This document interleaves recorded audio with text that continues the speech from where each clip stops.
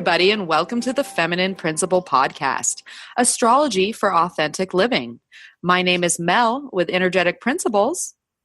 And I'm Shawna with Neo Feminine Astrology.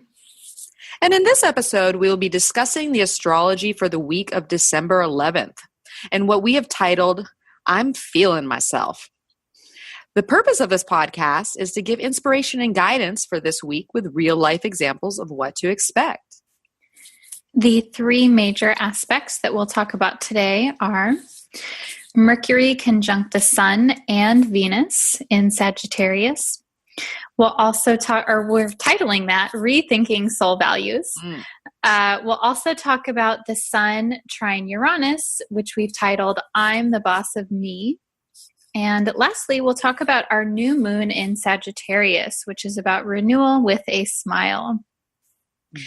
So as always, remember that some of these aspects will influence you more than others based on what's literally happening in your life right now and your personal astrological makeup. So notice what resonates with you most and always use your intuition and logic to decide what's best for you. Yes, because you know you best. So yeah, Shawna, let's kick off this week's episode with a quick rundown of the moon's path through the zodiac and some other minor aspects for all you astro geeks out there. Well, our lunar lady, who's currently in her waning cycle, starts off the week in the balance-oriented sign of Libra before she moves into the intensity of Scorpio on Wednesday. She's going to carry on into optimistic Sagittarius on Friday as she heads towards that new moon conjunction, which will happen on Sunday or Monday for some, depending on where you are in the world. But of course, we're going to talk about that much more later on in this episode. So Shawna, please share who we are featuring for this week's quotes. So this episode features quotes and inspiration from the fabulous pop and rap artist Nicki Minaj. So I chose her for this week because she has this really vibrant, inspirational, and very competitive Sagittarian vibe. She happens to be a Sagittarius and has her Venus in the sign of Sagittarius as well. So she's a great symbol for this week's astrology. Nice. I like the quote she picked, and it's a little bit off, not our normal pick for quotes, and I like that. That's perfect. Yeah, it's definitely a lighter, I think it's nice that we can, we fluctuate from more serious and deep tones to more fun and light sometimes. Well, we are in Sagittarius, right? Exactly. Perfect. Yeah, so we're excited to jump into these transits with everyone, but one last note before we do, want to give a shout out to our new patron, Kaylin. Thank you for joining us, Kaylin. Yes, thank you so much. We definitely appreciate it. Mm-hmm. And yeah, shout out to all of our patrons. We appreciate you. If you don't already know, you can become a patron of the podcast. And when you do, you get our super cool show notes every single week with the details of each episode, including the aspects that we talk about with the specific dates and times so that you can plan your week.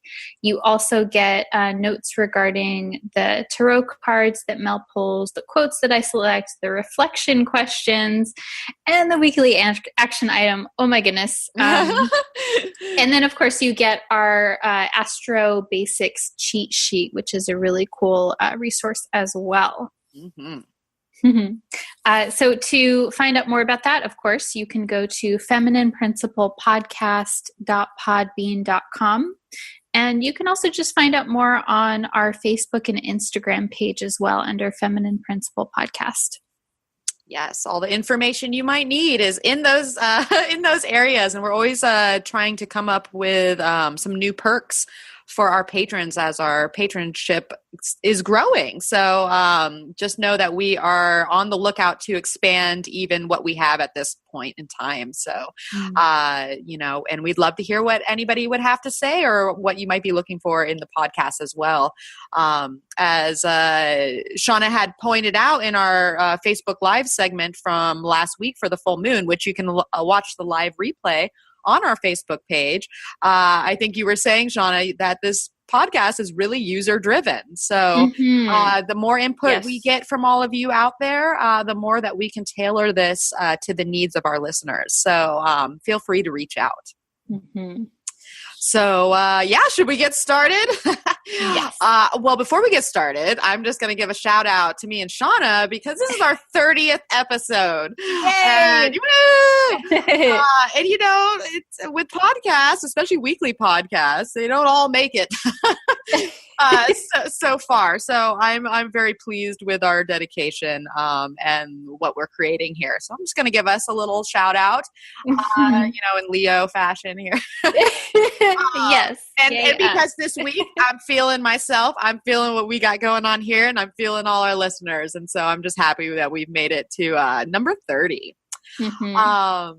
Yes. So that being said, what is this episode all about? Well, let's start with our first pair of aspects, and that is Mercury, who is currently retrograde, who is kind of conjunct the sun and then conjunct Venus in Sagittarius. And what we are titling Rethinking Soul Values.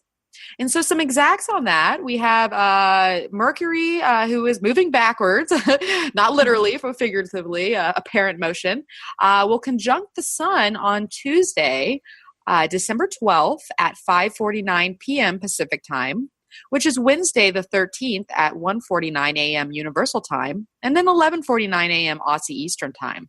And that's going to happen at 21 degrees Sagittarius. And then Mercury will move on to make a conjunction with Venus on Friday, December 15th at 6:09 a.m. Pacific Time, which is 2:09 p.m. Universal Time, and Saturday the 15th at 12:09 a.m. Aussie Eastern Time. And that will happen at 17 degrees Sagittarius. So Shawna, kick us in with your first quote. Mm-hmm. So this again is by Nicki Minaj. She says, "Take me or leave me, I'll never be perfect. Believe me, I'm worth it." I love it. Sorry, I just love it. I know. Well, let's laugh. It's Sagittarius. It's great. Yeah, it's so sassy. So I selected this quote in particular for this combination because this is a time where Mercury is retrograde and it's coming into contact with the sun, which is our soul energy, our spiritual purpose, and then Venus, values, and then even relationships as well. And so it's like we might feel like we're not necessarily perfect and like we're kind of working stuff out. But at the same time, how do we connect with that feeling of like, yeah, this is what I am, but I'm pretty damn good right now and I'm worth it. And I think that is a lot of the Venus and the values and the self-worth that can come. And there's a lot of optimism that can happen with this all happening in the sign of Sagittarius as well. Yes. And, I was thinking, Shawna, as you were saying that, so I am guilty. I don't really know who Nicki Minaj is, kind of, but is it the song, "Hey baby, I'm worth it"? Is it that one? Or no? Is that someone else? I think that's someone else. Okay, well, I think, but I'm not positive. I know that song you're talking about. Well, I have that song just going in my mind right now. It's good. I like it. It'll but keep me pumped up. That sentiment could apply as well. There we go. Yeah. So when you were saying that, it made me think that, in the past that I've run across, if we were just to talk about Sagittarius real quick, just because this week is so Sag. Every transit we're talking about is primarily based within Sagittarius energy. So this is really a Sag episode in a way. And I know that sometimes Sagittarius energy, and speaking from friends that I see it exhibited in, can sometimes have a little bit of a challenge around, self-worth or just fully understanding one's value and self-esteem and just being able to, rise up to who they are and do so in a confident manner. Just because someone's born a Sag doesn't mean that energy is already existent within. It's like more, how do we embrace this and realize, just how valuable we all are and to honor that. So I love the quote, Shawna, for that, because I think that is part of this Sag season, is really connecting with, the potential that we all have within us and honoring that potential to take it to a greater to basically expand the horizon of our own potential and do so from a place of more self-confidence within, who we are and what we have to offer in the world. So. Yeah, I like that a lot because Sagittarius is about growth. It is about this ultimate expansion and growth and taking on new things and who are we when we do all of these new things and stuff. And I think even more so because this week involves the sun and Venus. And so it's like very much what you say is appropriate, Mel, because the sun is our identity. It's our ego. Who am I in this world? And then Venus is really the self-worth and then who we surround ourselves with that reflect us and that kind of thing. Yeah. Exactly. And I think that these two pairs of aspects, because it's Mercury retrograde, we're going back here. We're reviewing things. I like what I was listening to with Techie the other day, and he was talking about Mercury retrograde, kind of aligning it with the idea of 2 steps forward, 1 step back. And so when we're in Mercury retrograde, we're taking a step back, but we're doing so to process so that we can then make those, 2 steps forward or 3 steps, because usually there's a 3-month, interlude between retrogrades. But I found that very interesting and very much tied into the fact that we might just our awareness is in for a treat this week. I think something is going to come down the line that is going to help us boost these issues, get that confidence up, and help us reevaluate just how our mind works around how we put ourselves out there in the world and expand ourselves. And if we're underestimating ourselves in any way, maybe we can get some new ideas around why that is, how we can move past that with a greater awareness and then stay optimistic about the future, because Sagittarius is all about that optimism, hopefully for the good and not overly optimistic. But, if you're underestimating yourself in some way or a little, doubtful of your own abilities, having that optimism and having that boost of confidence come up, I think can be very valuable. So I'm hoping that Mercury retrograding over the sun and then Venus to open us up to all, these types of things might be very fruitful. So what do you think about that, Shawna? Mm-hmm.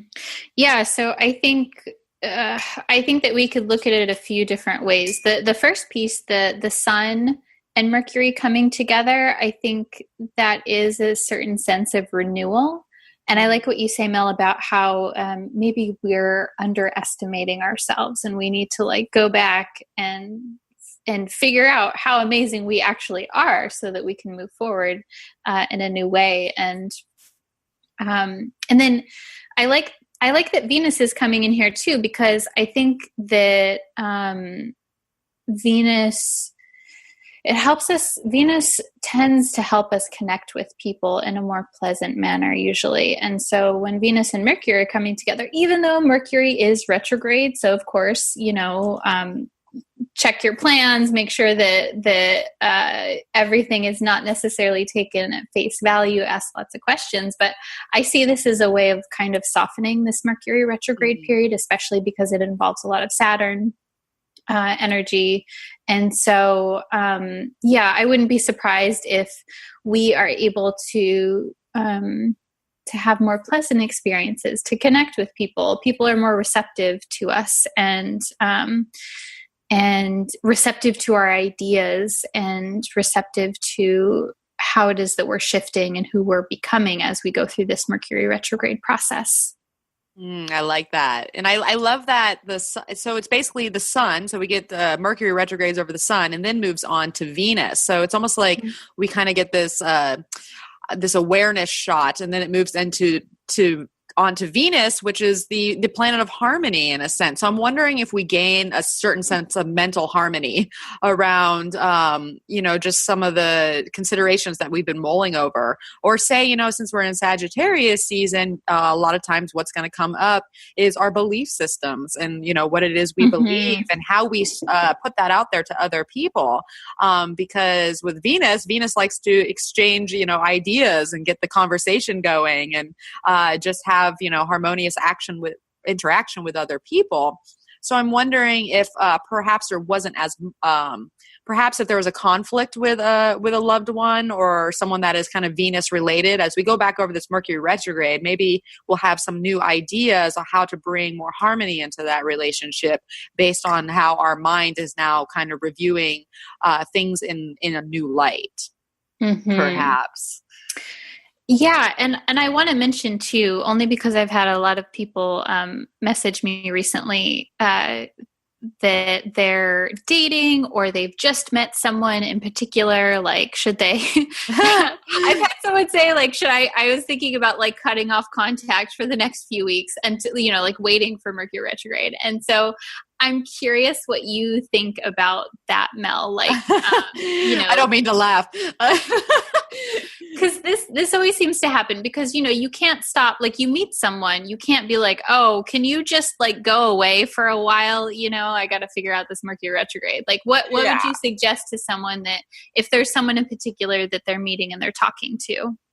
Well, I would say that depending on when it started, I mean, if it started right during the retrograde and they kind of came out of the blue and all of a sudden there's just this new person in your life, we're in retrograde, I would just be cautious at first and work through, getting to know one another. Now, let's say that you've been looking for someone for a long time, and all of a sudden someone pops up, maybe before the retrograde or like at the station or whatever. If it's already been in your conscious awareness and it's been something you're seeking, and someone comes to you that kind of fits that bill, then I would not stop myself in that scenario because it's something that's already been on your mind and something that you've been looking for already. It's not this new consideration like, oh, I'm fine being myself. And, it's Mercury retrograde and all of a sudden, who's that hottie over there asking me out? Like that might, that maybe what I'm trying to say ultimately is don't put too much expectation on the relationship while you're going through Mercury retrograde because thoughts may change and just how you feel about this person. Basically, we're getting a whole rework on how we feel about things within our own inner self. So chances are who we are at the beginning of the Mercury retrograde is going to look a little different once we get out of retrograde. And that's kind of part of the process. So just as long as you don't put too much expectation on the relationship and just stay optimistic in the idea of like, it's Sag season. Let's just have some fun. Let's get to know each other, have an adventure together, what have you, and then just go from there. But, there's kind of different levels or grades of how to approach that, I think, depending on how you were approaching finding a relationship to begin with before Mercury started to retrograde. Yeah, I like that a lot. And I really like that you say just watch your expectations, that's more important than anything. Because really, we don't know. Yeah. And, what popped into my head too is it's like maybe a person, maybe you're dating someone and then like it doesn't necessarily work out with that person, but maybe you end up dating their friend or something like that. We don't know. Maybe, or they the person that you're dating, maybe it's not a romantic connection after all, but they become a really good friend. Exactly. So I think, I totally agree that it's never really black and white. It depends on the starting point and the intentions and everything leading up to the moment. And there's so many different shades of gray in every single situation. Exactly. And so, yeah, just play it by ear, go with the flow. Life is about experience. Sagittarius is about experience. What we can't run it all over in our head and make these outcomes to be, something that we haven't experienced. You just got to go out and do it. Have some fun, take the pressure off it. Have a good time here, because let's talk about the moon real quick, Shawna, because right when we have that Mercury, when he retrogrades over the sun, we're going to have the moon in Libra, exactly in opposition to Uranus, which I thought was very interesting. So, things can come out of the blue, or just our the way we are processing things might bring some new emotional awareness or insight there. But I found it interesting because I've been really trying to embrace more and more just the way the moon transfers energy from one, planet to another. And I thought you might find this interesting, Shawna, how the moon is going to transfer energy from Libra in this order. So basically it's going to talk to Venus, that kind of harmonious relationships that we open up to. Then it's going to talk to Pluto. And it's going to kind of make a tense aspect of, how we can break through some things, be honest with ourselves and transmute some energy. Then it's going to go to the sun, add some awareness here. It's going to sextile the sun, then to Mercury, and then to Uranus. So it kind of has this nice trajectory where we open up to something, we allow it to let something go, then we gain some new awareness. We implement them into our, into our thinking, and then we just get this shot of freshness. The way I kind of look at it.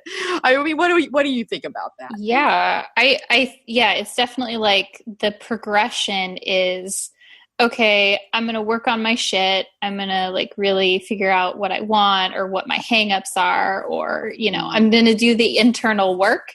And then, I have a new awareness. And then, there's this thing that happens that I wasn't expecting. Exactly. I really like that. I like that trajectory. Yeah, because that's the thing is it just dawned on me, and I know this is a astrological technique that's very important in things like horary or electional astrology. But I was like, let's apply it to what Shawna and I are doing. What's this moon trying to tell us? Yeah. And I think it was trying to tell us a pretty sweet combo, or just the way it's set up seems very enlightening to me. But I also wanted to bring up, Shawna, just in caveat to this whole week, and then next week as well, I believe. We start off Monday with Saturn moving into the 29th degree of Sagittarius. So here we are, on the last degree of for all you folks out there born in 87, 88, somewhere in there that's going through your Saturn returns right now. It's almost out. It's almost out of Sagittarius.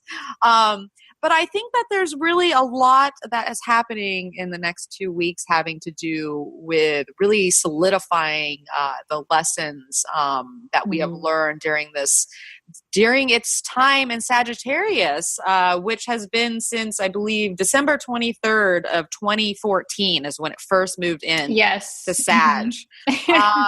So I feel like this next 2 weeks are kind of that critical point where we're kind of being tested on what we've learned. So Shawna, what do you think about that?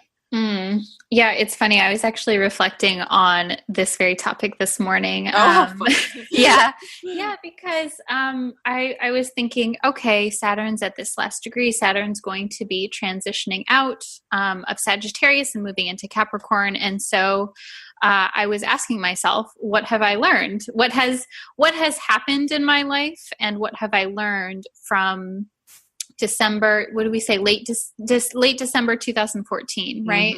Yeah, and so I think that it's so different for everyone, and it depends on if a person has planets in Sagittarius or other, what your astrological makeup is, and what house you have Sagittarius on. Yeah. But I think that it is a good time to reflect on what lessons we've learned, regardless, where we've encountered challenge, where we have encountered limitation and restriction. And not just like, oh, that sucked and that was really hard, but like, how did we handle it? And how did we use that limitation and restriction to our benefit versus how did it overrule us? How did we become a victim of that?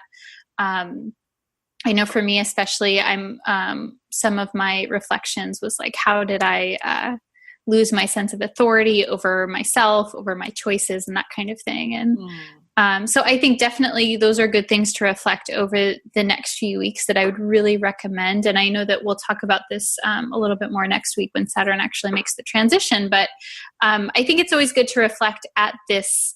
It's like it's like when you're running a race and you're like, you see the gate and you're like, okay, I'm going to really give it my all at the very end. Oh, I love that analogy. I'm going to throw something in there, like literally, is that I love the analogy, like you're running to the gate, but maybe someone throws a banana peel on the way. You know, and you're running. You're like, oh, you got to dodge the bullet. You know, and in a sense, it's true because this is what happens, and why it's called the tested degree is because we're so close to the finish line, but there's certain things that can still trip us up, and that's where the test comes in. And I'm wondering, Shawna, if it's, I mean, maybe I'll go personal with this. If it has something to do with the idea that the last couple of years we've been really working through limited belief systems that we have. And so now hopefully, especially with these Mercury transits that we're having right now, where it's retrograding over the sun to help bring us into some new awareness, and then over to Venus, which is helping us understand, you know, better how we socialize and exchange our energy with other people. And so I'm just hoping, especially with this Uranus energy and the new moon and all this, I think why we're at this tested degree, hopefully we'll be able to move past the last couple years and the processing of all the, you know, belief limitations. That is really what is holding us back from, you know, the big picture in our personal journey in a way. So let's move through it. We only got a couple weeks to go. I agree. I think I would imagine that for many of us, the restrictions that we've had, it's more of beliefs and like more limitations that we've put on ourselves because of our moral structure or our belief system than anything else. Exactly. I like that. I know for sure that's been the case for me. Yeah, me too. I raise my hand with you, you know, and it's the case with the world and what we've seen in the public over the last couple of years too, as we're all fighting out, you know, what it is that we believe and who's right and who's wrong. And, you know, especially when Jupiter was in Libra, this was really exacerbated, but yeah, so here's to all of us moving through those limited beliefs and onto something better for ourselves. So that being said, let's segue into this tarot real quick to discuss, you know, what cards we got for this Mercury retrograde paired with the Sun and Venus.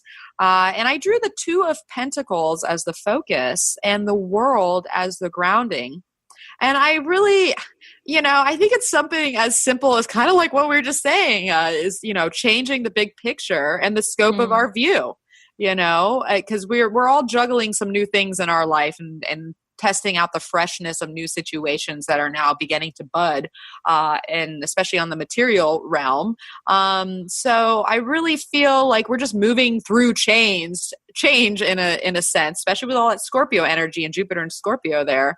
And we're moving through the change in order to, you know, gain a greater understanding of our big picture. And a lot of times in order to do that, we have to juggle new situations, and possibly the ending of situations, you know, where it's a transition point. So I was wondering, Shawna, what do you think about those two cards together? Yeah. So what comes to mind for me is Two of Pentacles is about two different options in the material world where we need to make a decision about something. And we're like, it's like the guy in the card is like, do I do option A? Do I do option B? I don't know. They're both pretty good, you know, like, and maybe we're considering options where it feels as though, yes, like both are good. And maybe they both would be good in their own way. And at the same time, the world is like, okay, whatever one you choose, you're going to go down that path, and that is going to lead to a very specific outcome. And this to me says that either one is good. And so I don't know that we need to necessarily stress about making the quote unquote right decision. And whatever we choose, like we're entertaining a lot of really amazing options, and that will lead us to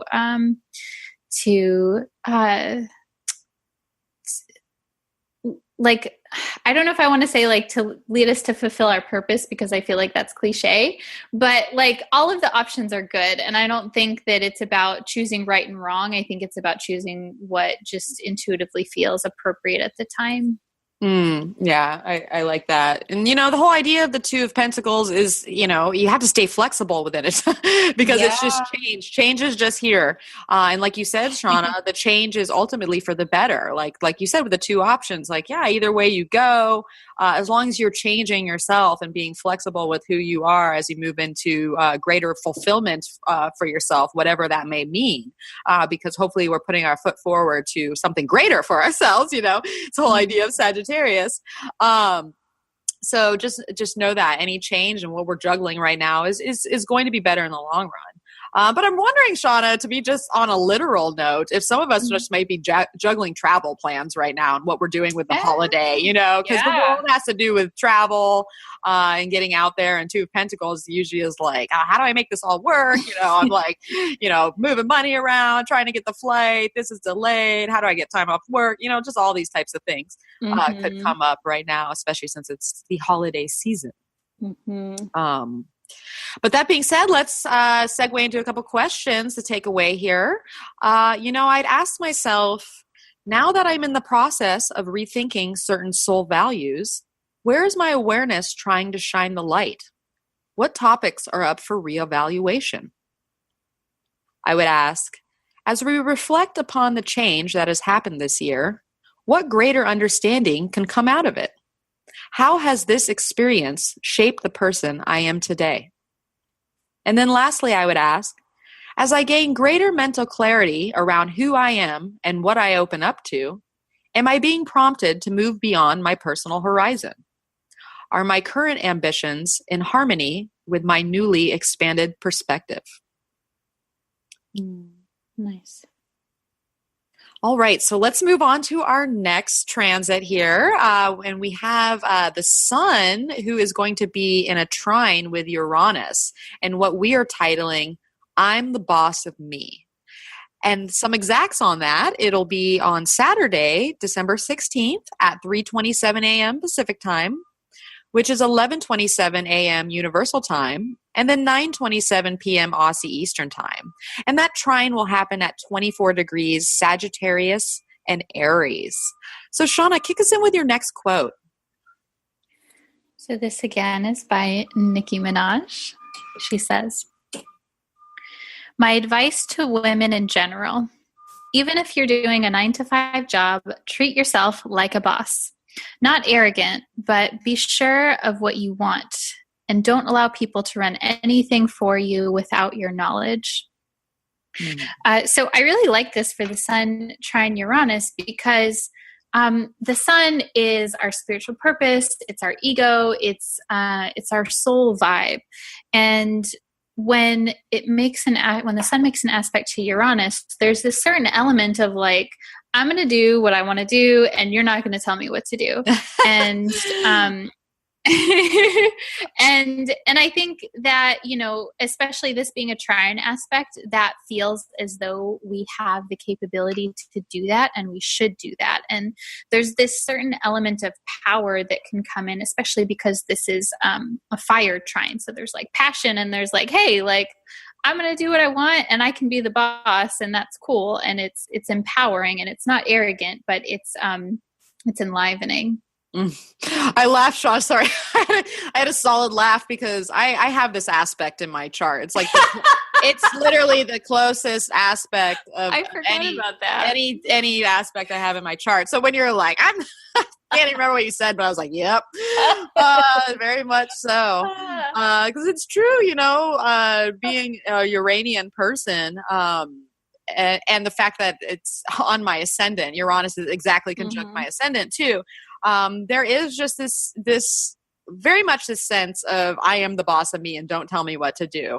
And Lord help the person that tells me what to do. And that's the thing. It's like, I can't embrace these things like you're saying, and really be the boss of me. And I've pretty much been, an entrepreneur my whole life because I like my freedom. I have the ability to be the boss of me. But the funny thing is when it comes to other people, sometimes that doesn't come out so well because I'm like, don't tell me what to do. I'm the boss of me. Even when I was young with my mom, I'm like, don't you try to tell me what to do. I'll tell you what to do. Here we go. How about that? She's like, I don't know about that either. So I really relate to this transit, personally, I guess is what I'm saying. So yeah, I think that the fact that we're having this the same time that we're going to have Mercury conjunct the sun, and get that, while it's in that Cazimi point to get that special awareness, then we get highlighted by Uranus, bringing in more and more freshness and innovation into our lives. So I think this is a really sweet aspect to go along with, especially the Mercury aspects and the fact that we're on our way to a new moon. So what do you think about that? Do you agree, Shawna?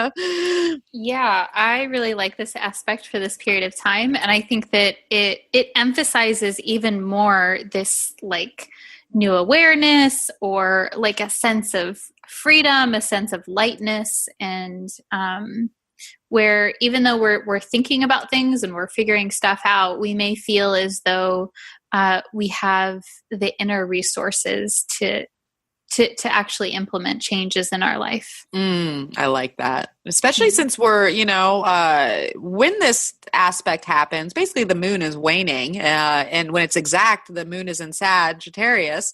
In its balsamic phase right before the new moon. So a lot of this is internal processing, I think, that's going on, how we innovate, all these big picture considerations that our mind has been mulling over. And kind of like what you're saying, Shawna, maybe implement new habits in our life and change in a way that is helping us, gain more independence and evolve our personality in some way to a greater higher being, higher perspective. Yeah. And I think too, we just generally may be feeling ourselves. We're like, I can do this. Like, I think, and the fact that it's a trine is that these things will just come naturally. So there's nothing necessarily that I think that we need to do. That being said, we can facilitate this process. We can lean into areas where we have more independence and more freedom and more autonomy. I'm reminded, Mel, of you were sharing that with your jaw, you've been doing yoga practices and things like that, and that's been helping. That like just that process in general reminds me a lot of this transit, because it's like, okay, we're the physical practices are loosening up the tension. It's allowing for things to be I like that. Literally. Oh, and for some of you who didn't watch our Facebook Live or haven't gotten to it, I'm having some TMJ jaw issues, and yoga's been really helping me. And I really like that, Shawna, like trying some here. Once again, let's implement some new habits. I haven't been taking care of myself in certain ways that needs to be changed. And so by doing so, I am gaining my own greater independence from the pain, like that's the thing is like, if you're someone who has to deal with pain a lot, or just have these constant afflictions of some sort, at some point we become, I don't want to say a slave to it because we're always able to get out, but it can seem that way, when you're in the pain and you're like, is this ever going to go away? Or I have to live with this my whole life. And there's just this sense of helplessness that can happen when your body isn't in quite the condition that you would like it to be in. So I think by embracing that new habit for myself and just changing my diet in certain ways, I've gained my own greater independence around being limited by what my body is telling me right now. I like that. So here's to no, less pain, whatever that's say. But I'm feeling pretty good. So just FYI to all you people out there, I'm feeling better. So, what else can we say about Sun trine Uranus? It's so funny because what can you say about it? It's really very much, it's like an awakening aspect in a sense that there isn't too much to say about it. Like, I feel like this is all going to be an internal, like a shot of a bolt of awareness that really kind of just, solidifies just a lot of what we've been going through in our current journey in life. And we're just going to get some understanding around that and probably feel more passionate about the choices that we've made and the trajectory that we're on, because like you were saying, Shawna, we're in a fire sign here. And yeah, we're like, spirit is kicked up and intuition is also kicked up because fire definitely helps in that department. Yeah, I would say I agree. And any intuitions or little passions that were like, ooh, I should do this, or this would be really fun. I would really take those seriously and listen to those, because those feel important, not necessarily to act on and to implement, but it's like I would write that stuff down. I would take it seriously, because like any ideas or intuitions or awakenings, even if it's just like a new awareness around a behavior pattern that we have and what that actually means or something like that, I would document that, because that feels like it's important, and it's something that we may continue to mull over as we go through the Mercury retrograde process. Yeah, exactly. Like you're saying, Shawna, maybe not act on anything particular at this moment, especially if it's new and it comes into your awareness and you're like, oh, that's a great idea. Let me just go. Maybe let's process it a little bit more and develop it more so that you can even take that key insight to the next level, so that when it's actually time to take some action around it, you will have developed that innovation to a greater extent.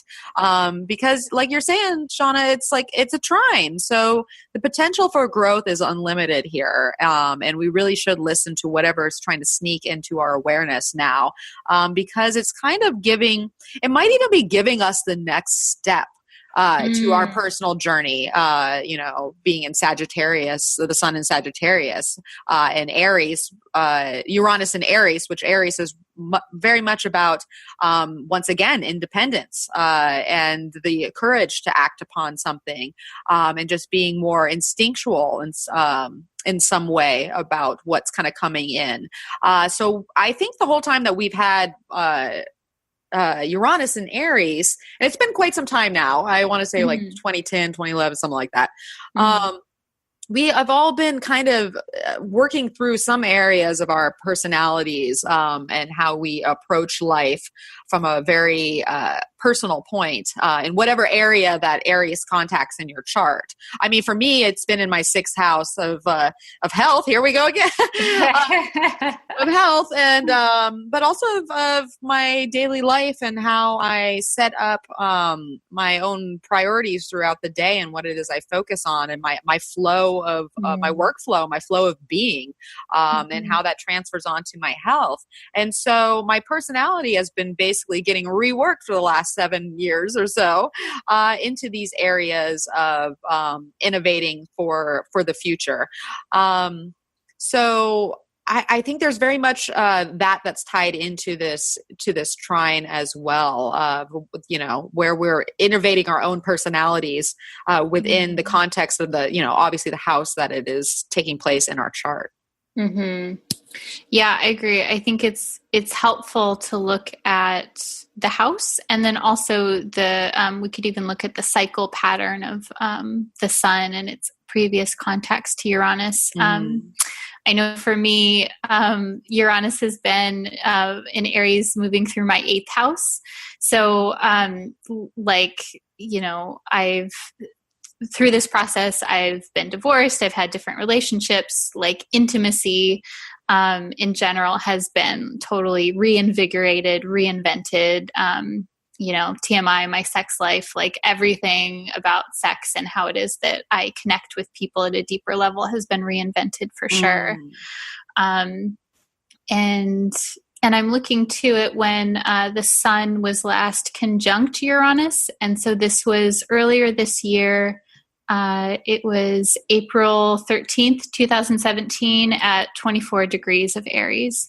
And so we could look back, especially if a person is a Sagittarius or an Aries, maybe that's a meaningful date, when maybe something started and now we're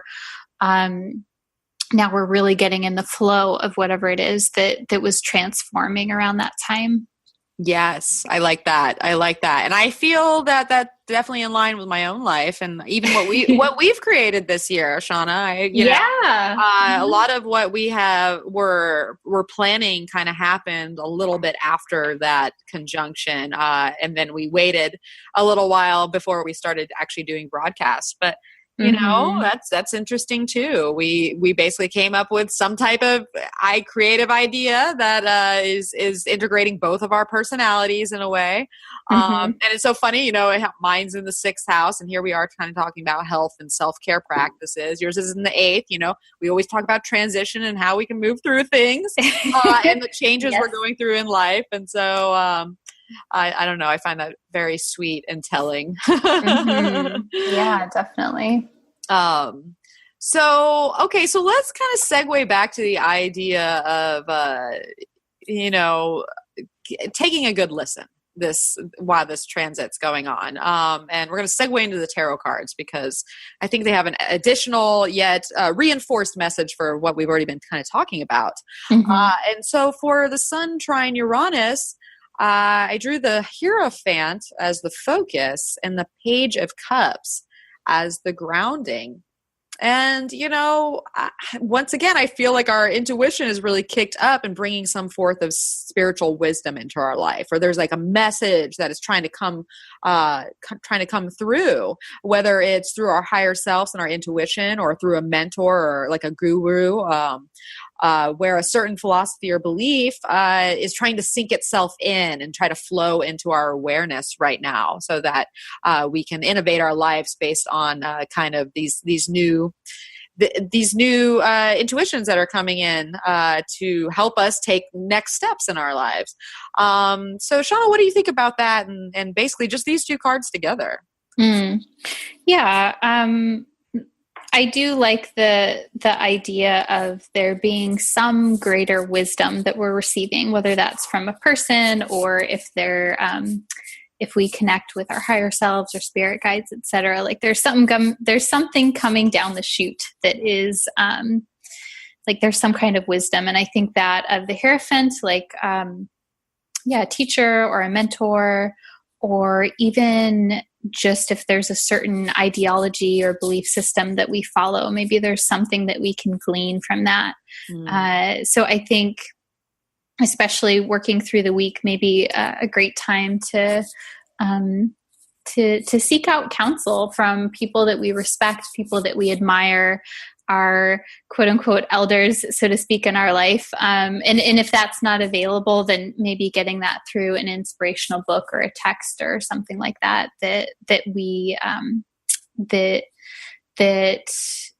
is inspiring, but also has like a certain level of wisdom and deep truth there. Yeah, no, I like that. Because, when the Hierophant comes up, it kind of taps into the idea of, self-mastery in some way, bringing the heavens down to earth and then mastering oneself within those two planes.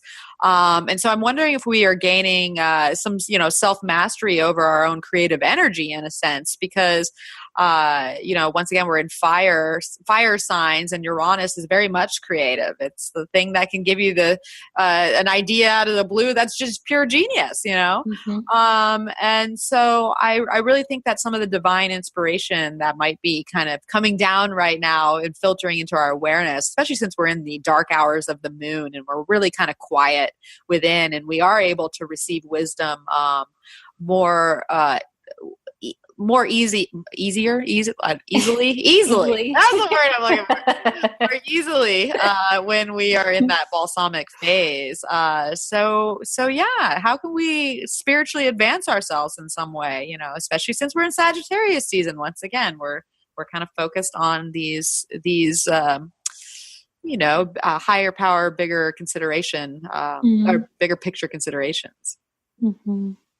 So, all right. So some questions to take away for the sun in a trine to Uranus. You know, I would ask myself, now that a fresh and innovative flow is influencing my big picture, can I implement new habits for success? Where does my personality need to evolve? I would ask, or I would say rather, take a listen. Is there a spiritual message that is trying to get through? Is there a new philosophy or belief sinking into my awareness? And then lastly, I would ask, where am I being awakened to greater independence?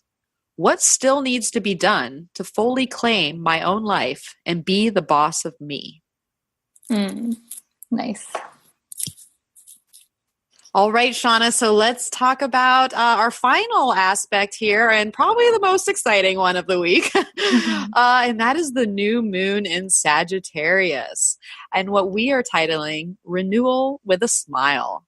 And so some exacts on that, we're going to have the new moon on Sunday, December 17th at 10:30 p.m. Pacific time, which is Monday the 18th at 6:30 a.m. Universal Time, and then 4:30 p.m. Aussie Eastern Time. And that new moon is going to happen at 26 degrees Sagittarius. So, Shawna, kick us in with your last quote. So this again is by Nicki Minaj. There is nothing more beautiful than a smile that has struggled through tears. And so short and sweet, I thought this was really sweet for this particular new moon in Sagittarius, number one, because Sagittarius people tend to have the most gorgeous smile that they wear very often. There's just this like super big cheesy smile that I feel like they always have, cheesy in a good way. And so this is new moon in Sagittarius. I think it's like, it reminds me of, now we're smiling. We've been through Scorpio season. We've got that, you know, we still have Jupiter in Sagittarius, Jupiter in Scorpio, of course, but we're able to smile now. And at the same time, this new moon is also pretty close to Saturn. And so there may be like where I think this new moon is going to feel really light and invigorating and optimistic, but there may be this certain sense of like, we're smiling even though we've been through a certain element of challenges, or maybe we're experiencing some now, but we can have that beautiful smile at the same time. Yes. It's like, I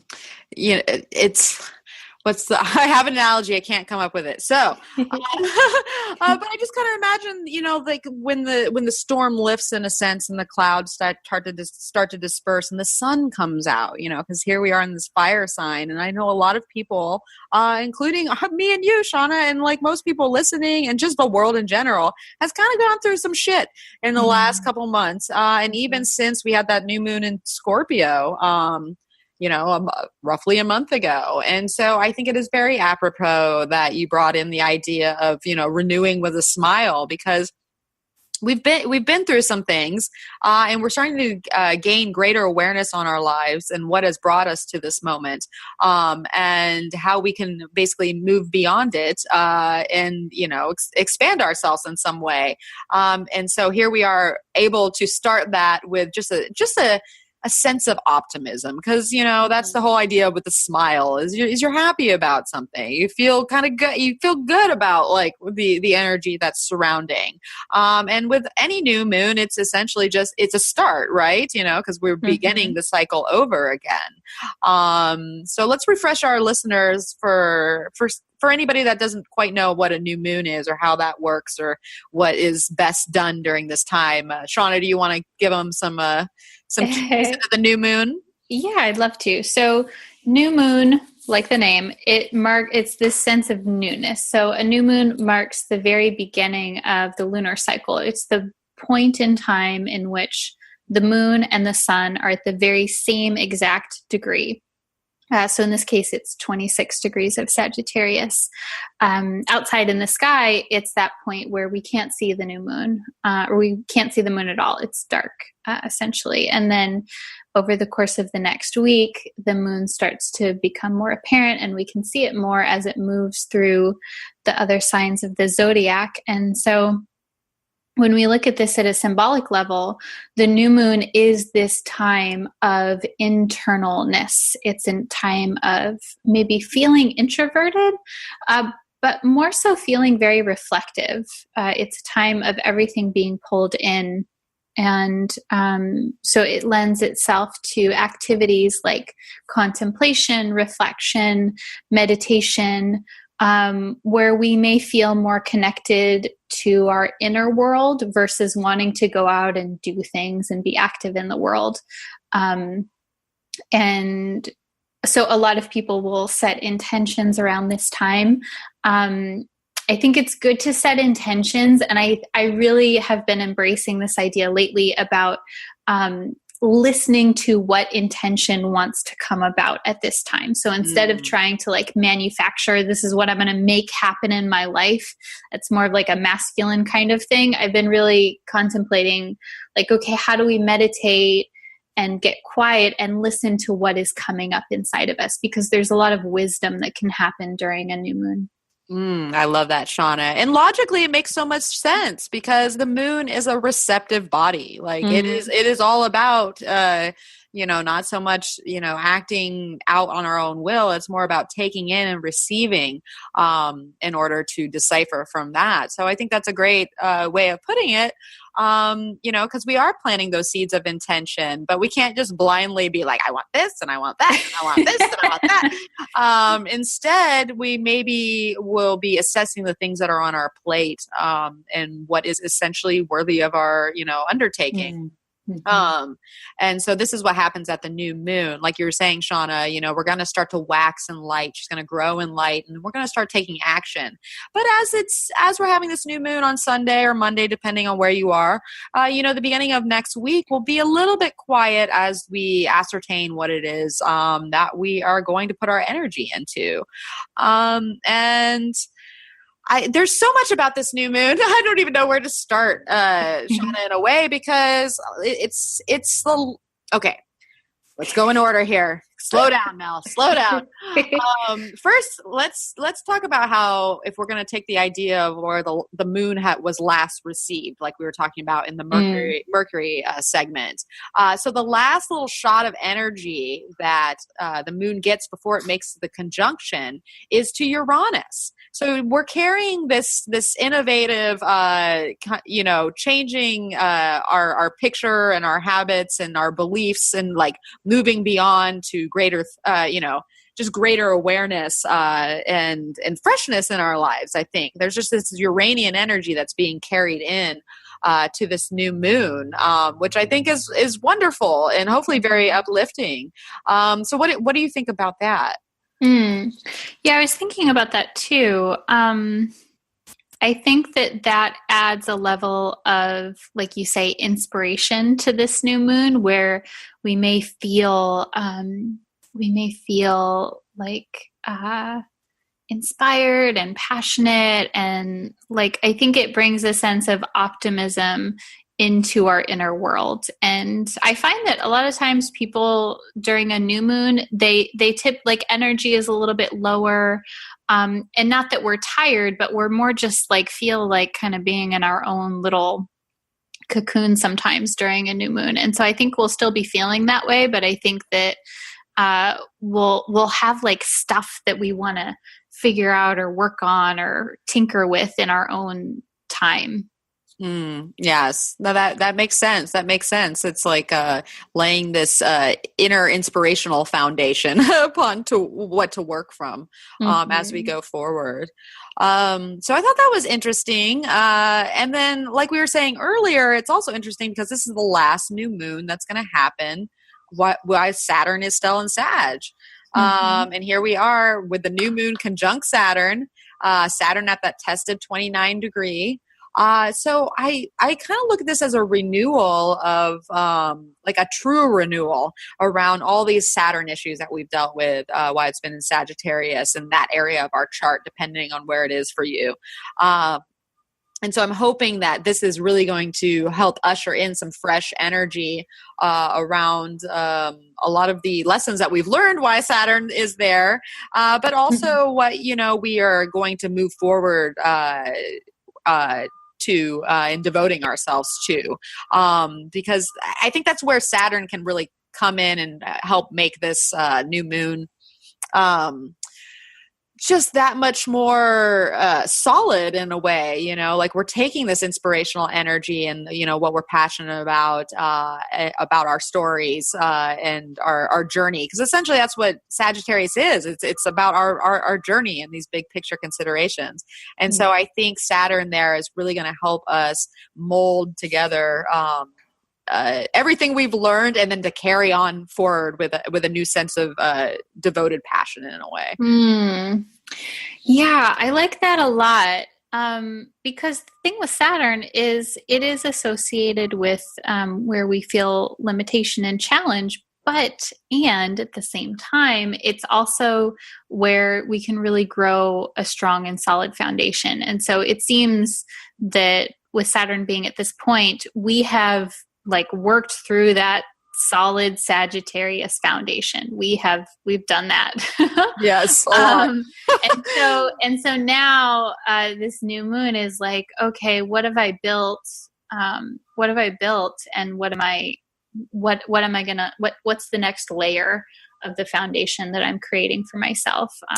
And that kind of thing. I like that. I like that. It's like, here we are, we're building the ground floor, and now we only have to go but up here, and especially with Sagittarius, we're probably more likely to take greater risks in our lives in order to commit ourselves to something, which a lot of times people don't commit to what it is they want because it asks a lot of them. It asks them to take a risk around something. So I'm hoping that we will have the right cocktail of optimism and calculated risk, because Saturn is there. So I don't think we're necessarily going to fly off the handle in some way. If anything, we're going to be more conservative about how we are starting fresh in this new moon, but in a way that is going to work out for us in the long run, because that's essentially what Saturn is it's what does the long run look like? How's the staying power of this energy? So yeah, totally. I think there will be no shortage of optimism because it is a Sagittarius party this week. For sure. It really is. I'm looking at all the planets. I'm like, Sagittarius. Which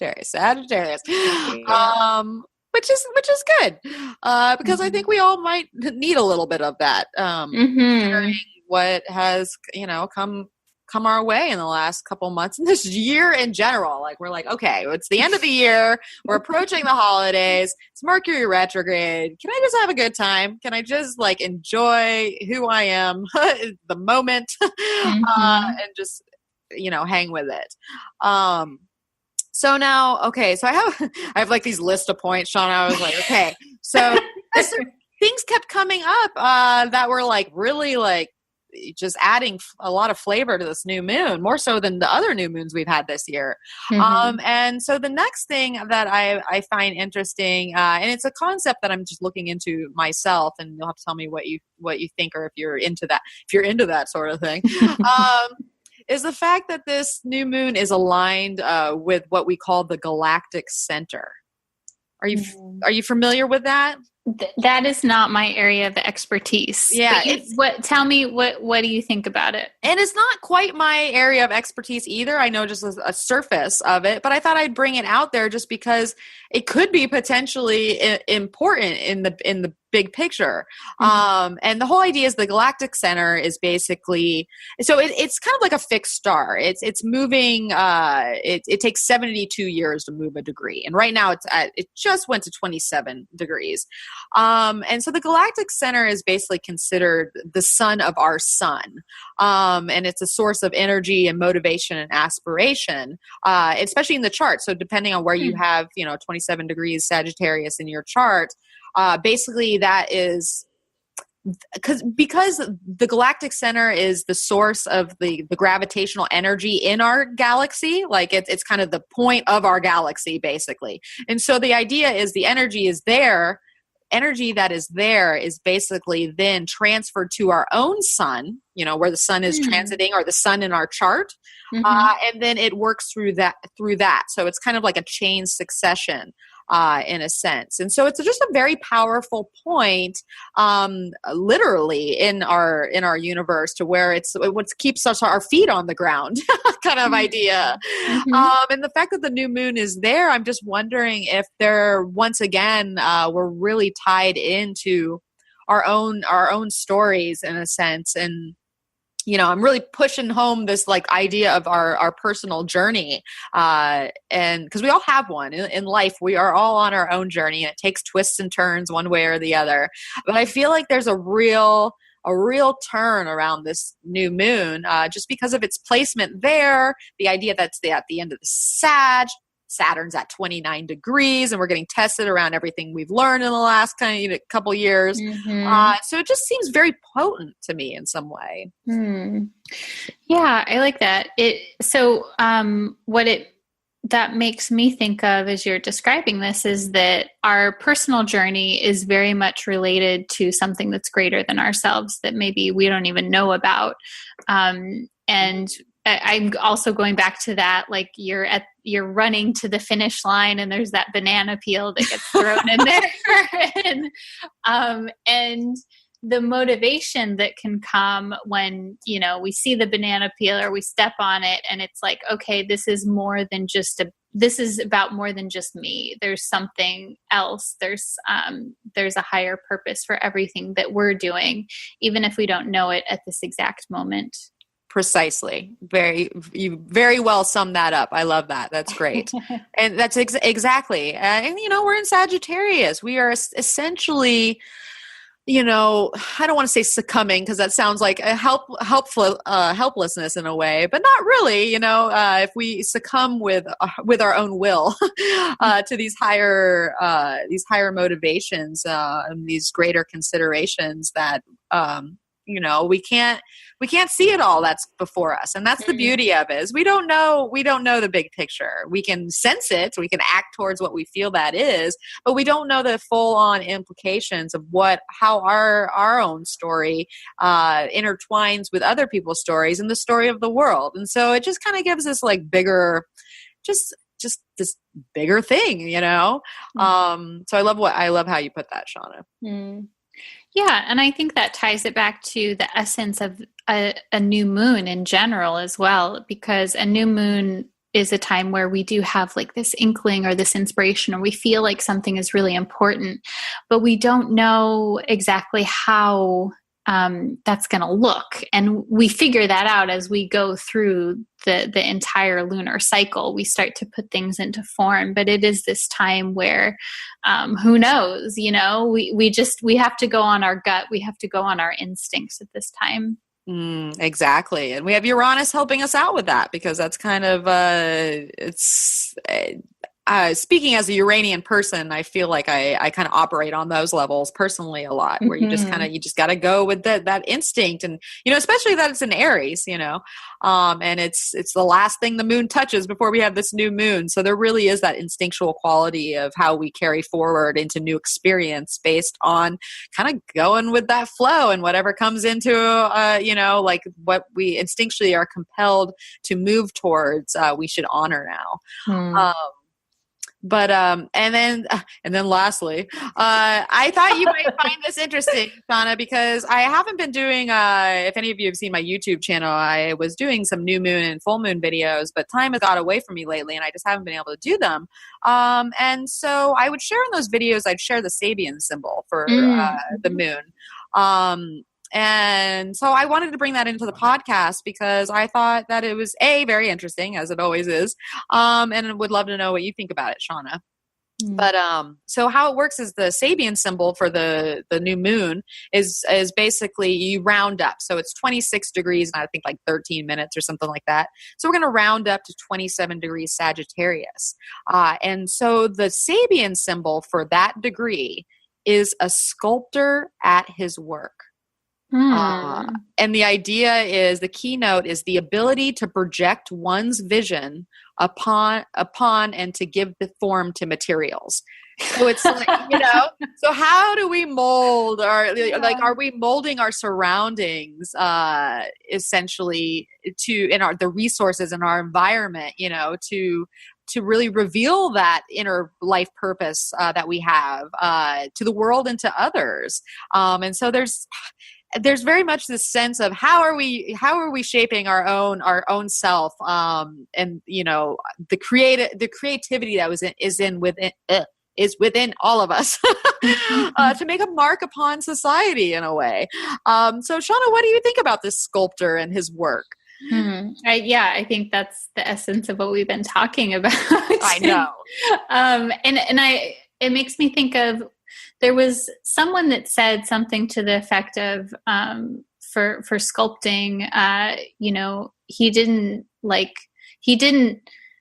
he didn't have an idea of what he was going to make. He just revealed the sculpting that was on the inside of the clay or the rock or whatever it is. He just revealed whatever was already on the inside.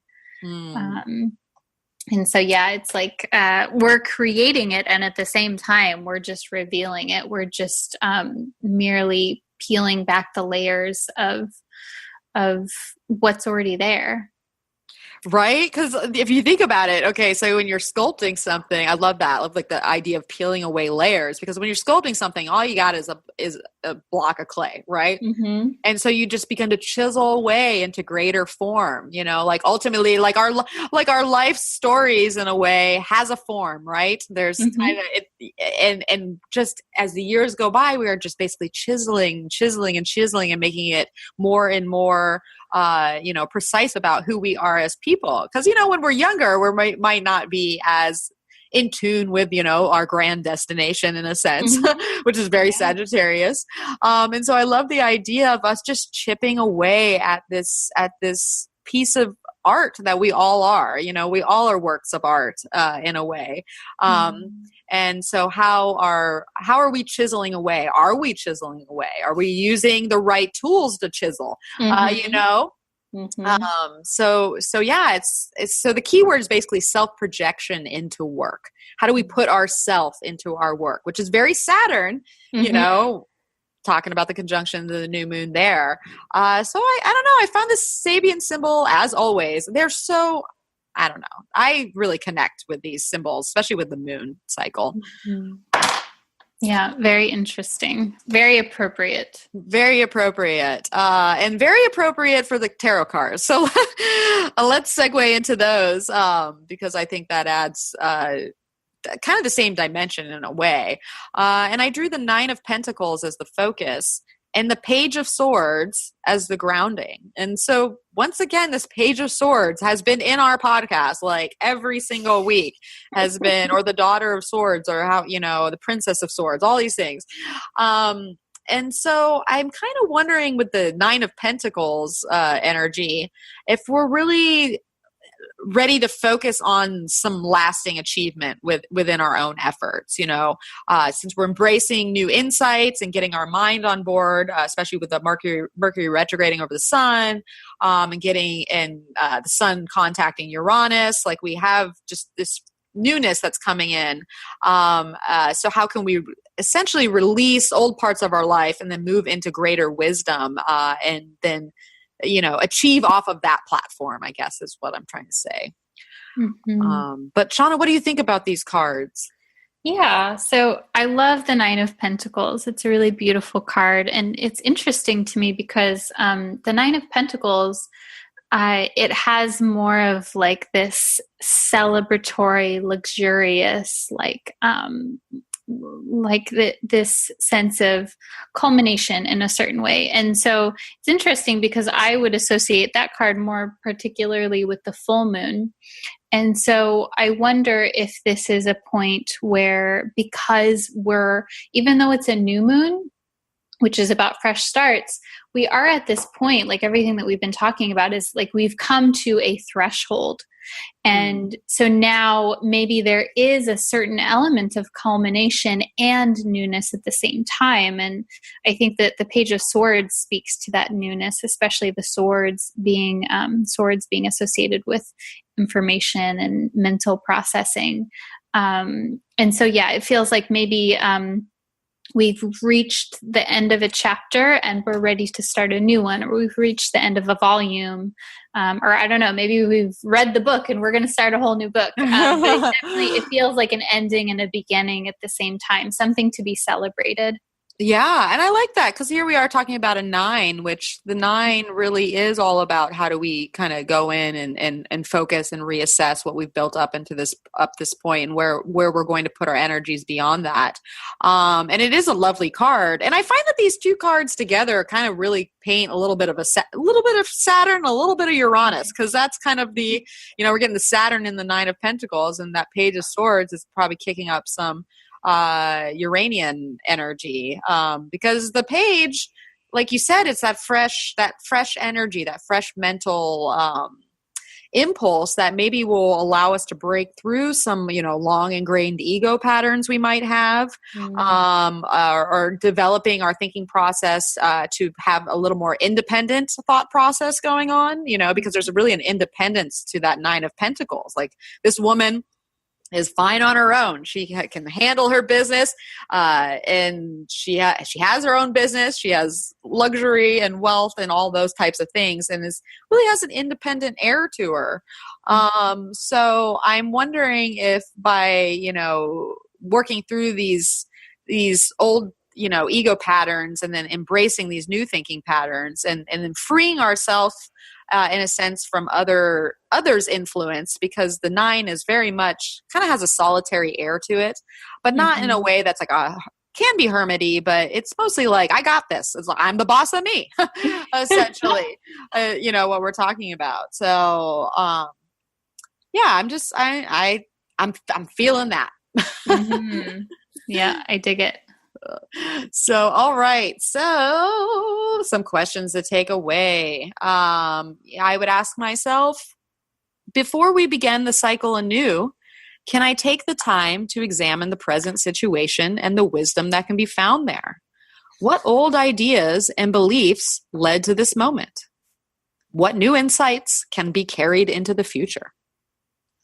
I would ask, how well do I project my visions onto the material plane? Am I using my resources to the utmost in order to reveal my inner life and purpose to others? And then lastly, I would ask, what seeds am I planting into my big picture?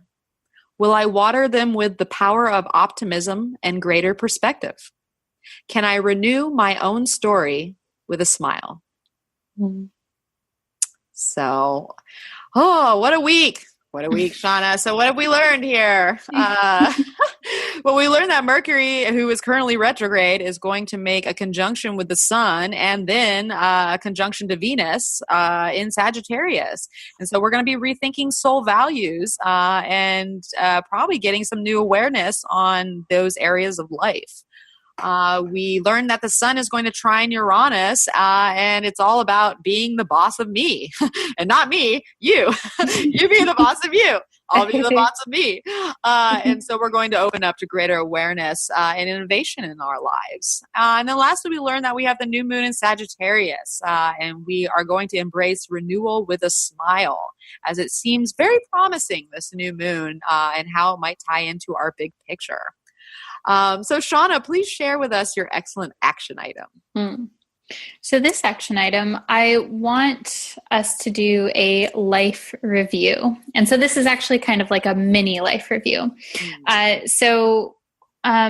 This is taking into consideration a lot of this Saturn being at the end degrees of Sagittarius, and the fact that we're in Mercury retrograde. So life review questions that I would ask myself are, what have I learned since December of 2014?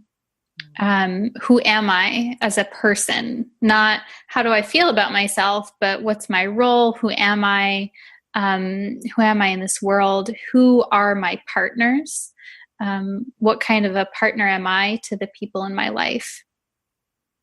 And as much as we can like define it almost as if we're writing a story about ourselves versus how we feel about it, it's more of like this objective life review situation, mini life review situation. I love that, Shawna. And how perfect for this time of year too, like this is the type of year that we basically can really get a lot out of doing an exercise like that. So I think that's an excellent action item. And if anybody's out there and doing it, let us know, comment, tag, and get involved with the action item. Mm-hmm. Yeah, definitely. We always love hearing how everyone puts these into effect. So, of course, another way to get involved is to become a patron of the podcast, to show your appreciation and to also get those really cool show notes. So you can do that by going to feminineprinciplepodcast.podbean.com. And then, of course, you can just get in touch with us on Facebook and Instagram under Feminine Principle Podcast. Yes, we'd love to have you. So, all right. Well, so just so you know where you can find us individually, aside from the podcast, you can find me at energeticprinciples.com. And you can also find me on Instagram and Facebook at Energetic Principles. And so, Shawna, where can they find you? Yeah. Before that, Mel, is there anything that you're working on or any events? I was thinking about that. I was like, that's why and I didn't prepare myself. But if I do recall, on the 16th, I will be down at the Whistle Stop for a holiday pop-up shop offering short readings from 2 to 7, I want to say, p.m. And the Whistle Stop, of course, is located in San Diego, downtown South Park, San Diego. And you can find that online or just reach out to me if you're interested in something like that. There'll be a lot of vendors out there, including myself, and we got DJs, and it's a bar, just FYI, but it's a good time. And who knows, you might find a holiday gift there as well. So I thought you were going to say you might find a hottie there. You could find a hottie there too, but if he's new to you, be careful. Be careful, yeah. No expectations. So yeah, Shawna, where can they find you? Yeah. So you can find me on Instagram, Facebook, and YouTube under Neo Feminine Astrology. And my current offering of the moment is my 2018 moon journal that I have written, that is a guide through all of the moon cycles throughout the entire year. So I have that spiral bound version and PDF as well. It's a really lovely Christmas gift and just something for yourself for the new year as well. Yes, very, very much a useful tool to carry on for the year. And I don't know, I'm feeling gift idea, like you're saying, Shawna. It would be an excellent gift to give to someone. And you can even give the gift of the podcast if you like, as well. Because if you like it and you find it valuable, then spread that word, or even get sign up a patron for someone else, and get that moon journal. All these things would be great gifts, I think, for our loved ones. So Shawna, any last words for our listeners? Yeah, sending lots of love, and also saying thank you to everyone who has given us 5-star ratings and reviews on iTunes. We appreciate that so much, because it helps us to, when people search for astrology podcast, we come up earlier in the queue. So that's really sweet. Thank you very much. Yes, thank you so much. We do appreciate that. So all of you out there that's done that, kudos. And if others feel the same way and want to add, throw your 5 stars in there. And you can also do it on Facebook too, because that helps us kind of get, up there in the ranks as well. So yes. So, all right, Shawna. Okay. Here's to episode number 30. I can't believe it, but yeah. So I too am sending lots of love this week. And I'm looking forward to that new moon. So we thank you so much for tuning in. And until next time, may the stars be with you. Namaste.